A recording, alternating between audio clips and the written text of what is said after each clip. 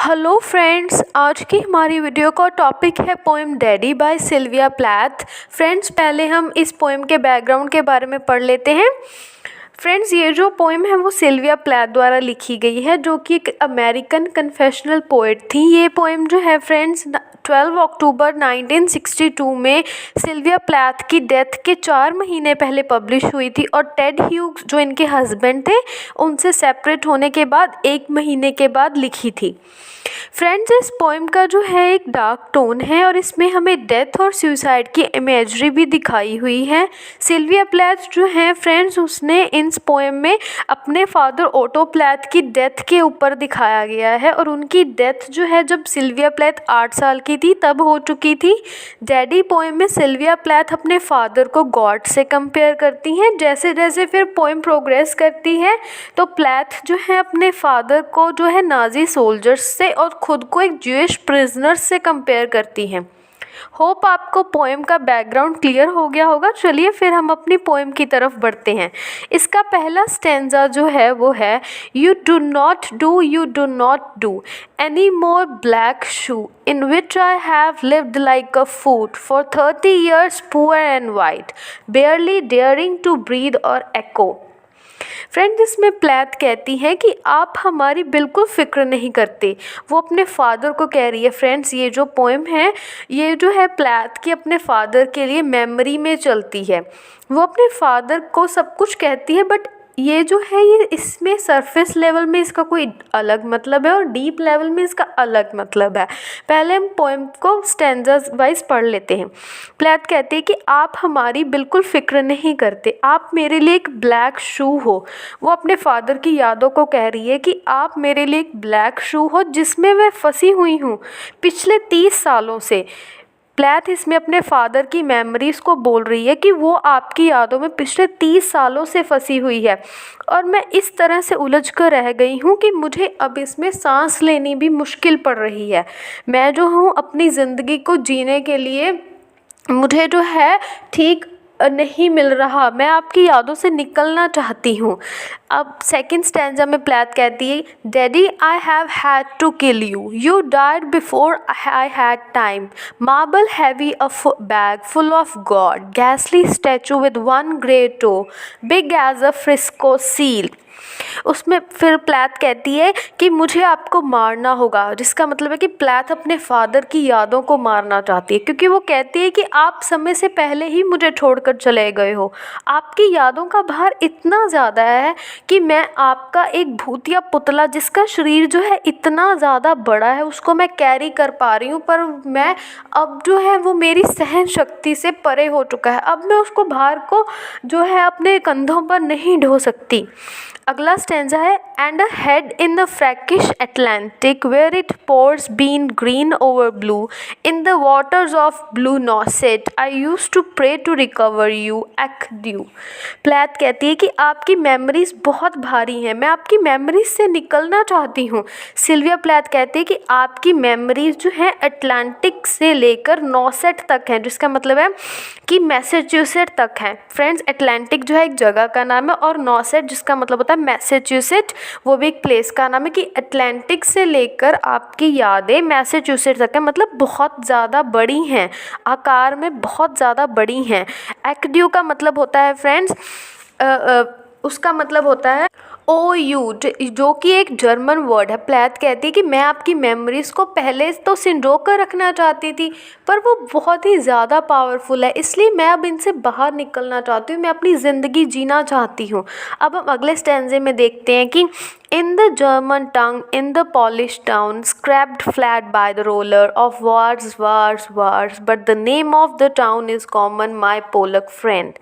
इस स्टैंजा में प्लैथ कहती है कि पता नहीं आपका ओरिजिन कहाँ हुआ है।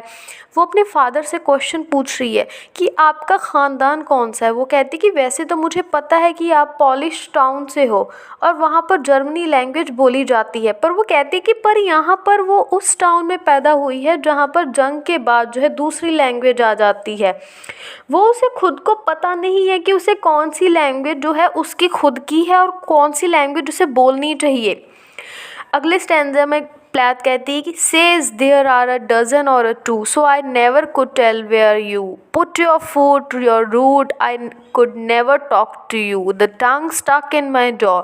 प्लैथ कहती है कि मेरे फादर की तरह उनके जो शहर के लोग थे, जो जर्मनी के लोग थे, जिन्होंने हिटलर जैसे जल्लाद को जन्म दिया, जिसने इतने सारे शहर जो हैं वो तबाह कर दिए, हज़ारों लाखों लोगों को मारा था, वो कहती है कि मैं कभी आपको जो है जान नहीं पाई, मैं आपको जो है कभी मैंने आपको बता नहीं पाई कि मैं आपसे क्या बात जानना चाहती हूँ, कभी आपसे बात नहीं कर पाई। जब भी मैं आपकी लैंग्वेज जो है बोलने की कोशिश करती थी तो मेरी ज़ुबान जो है वो मेरे जॉज़ में, वो मेरे मुंह में जो है दब कर रह जाती थी, मैं कभी अपने आप को आपसे एक्सप्रेस नहीं कर पाई।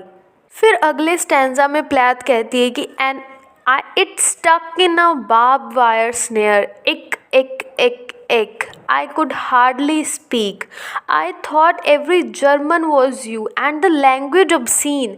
इसमें एक जो है दोबारा जर्मनी का वर्ड है जिसका होता है मतलब होता है आई। इसमें प्लैथ कहती है कि अपनी पुरानी बातों को कंटिन्यू करते हुए ही कहती कि मेरी ज़ुबान मेरे मुंह में ऐसे स्टक कर गई थी, ऐसा लगता था, ऐसे जकड़ी हुई थी कि जैसे कि कोई कांटों वाली तार हो। एक होता है कि मैं बहुत मुश्किल से जर्मन टंग बोल पाती थी, ना वो लैंग्वेज कभी बोलनी आई मुझे, ना ही मैं उसे कभी बोलना अच्छी तरीके से सीख पाई। प्लैथ कहती कि वो सोचती थी कि हर जर्मन आप हो, हर जर्मन जो इतना क्रूअल होता है वो आप हो, क्योंकि आप मुझे इतने जल्दी इतने पहले छोड़कर चले गए और आपकी ये जर्मनी लैंग्वेज वो मुझे बहुत ज़्यादा ही अजीब लगती थी। नेक्स्ट स्टैंजा में वो कहती है an Indian chuffing me off like a Jew to Dachau, Auschwitz, Belsen, I began to talk like a Jew. I think I may well be a Jew. आगे पोइटेस कहती है कि जर्मनी के लोग मुझे उस इंजन की याद दिलाते थे जिसमें ज्यूज़ को डालकर कॉन्सेंट्रेशन कैंप्स में ले जाया जाता था। इन कॉन्सेंट्रेशन कैंप्स में जो है हिटलर जो है ज्यूज़ को या तो मार डालता था या उनसे ज़बरदस्ती मजदूरी करवाता था, उनको ना खाने के लिए कुछ मिलता था। प्लैथ कहती है कि आपकी मेमोरीज़ मुझे उन ज्यूज़ की याद दिलाती हैं जिनको ट्रेन में भर भर कर ले जाया जाता था और उनकी बद से बदतर हालत की जाती थी काम करवा के। वो कहती कि काश मैं भी एक ज्यू होती। सिल्विया प्लैथ इसमें खुद को जो है सिंपैथेटिक फिगर शो कर रही है। वो कहती कि काश मेरी रगों में भी एक ज्यू का ही खून हो। नेक्स्ट स्टैंजा में वो कहती है the snows of the Tyrol, the clear beer of Vienna are not very pure और true with my gypsy ancestors and my weird luck and my Taroc pack I may be a bit of a. Plath कहती है कि Germany के लोग तो ऐसे हैं कि जो टायरल की स्नो है और वियना की बियर है जिसे पूरी दुनिया प्योर कहती है, वो जो है जर्मनी के लोग जो हैं उस चीज़ को भी बुरा मानते हैं। प्लैथ कहती है कि जर्मनी के लोगों को क्रिटिसाइज़ करते और कहते हैं कि जो चीज़ पूरी दुनिया बेहतर मानती है जर्मनी के लोग उसे भी बुरा बोलते हैं। वो कहते हैं कि हो सकता है कि मुझ में भी जिप्सी ब्लड हो, मेरे एंसेस्टर्स जो हैं वो ज्यूइश हो, मेरे जो पूर्वज हैं मेरे दादा परदादा वो ज्यूइश हो। स्पीकर अपनी किस्मत को बेकार समझती। वो कहती कि मुझ में भी जिप्सी और ज्यूइश ब्लड हो सकता है। हमारा अगला स्टैंजा है I have always been scared of you with your Luftwaffe, your gobbledygoo and your neat moustache and your Aryan eye, bright blue Panzer man O you. Plath कहती है कि मुझे आपसे हमेशा से ही डर लगता था। वो अपने फादर को कहती है कि बाकी जर्मनी के लोगों की तरह क्या पता आप भी उतने ही बुरे हों जिन्होंने लाखों करोड़ों लोगों को मार डाला, उनकी जो है उनसे उनकी ज़िंदगियां छीन ली। आपकी जो ब्राइट ब्लू आइज़ हैं उनसे मुझे हमेशा से डर लगता था। फ्रेंड्स, जो आयरन इसमें वर्ड यूज़ हुआ है, आर्यन जो इसमें वर्ड यूज़ हुआ है वो एक रेस थी जिसे जो है परफेक्ट माना जाता था। वो माना जाता था कि उस रेस के जो सभी लोग हैं उस जात के वो जो है एक परफेक्ट थे और उनकी जो है गिनती वैसे भी बहुत ज़्यादा थी। इसलिए पोइटेस जो है आयरन रेस को जर्मनी के लोगों से कंपेयर करती है जो कि अमाउंट में उस टाइम में ज़्यादा थे।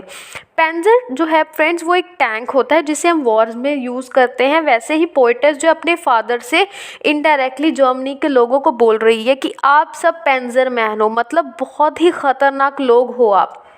फ्रेंड्स, इससे हमारी इस डैडी पोएम के जो है 9 स्टैंजास कवर हो चुके हैं। बाकी के जो रिमेनिंग स्टैंजास हैं वो हम अपनी अगली वीडियो में करेंगे, क्योंकि नहीं तो ये वीडियो बहुत ही ज़्यादा लंबी हो जाएगी और आपको जो है पूरी पोएम समझने में थोड़ी तकलीफ होगी। आपको अगर यहाँ तक पोएम समझ लगी हो तो वीडियो को लाइक ज़रूर करिएगा, और अगर आपको समझ में आई हो और आप अपने फ्रेंड्स की भी हेल्प करना चाहते हो तो उनके साथ शेयर ज़रूर करिएगा।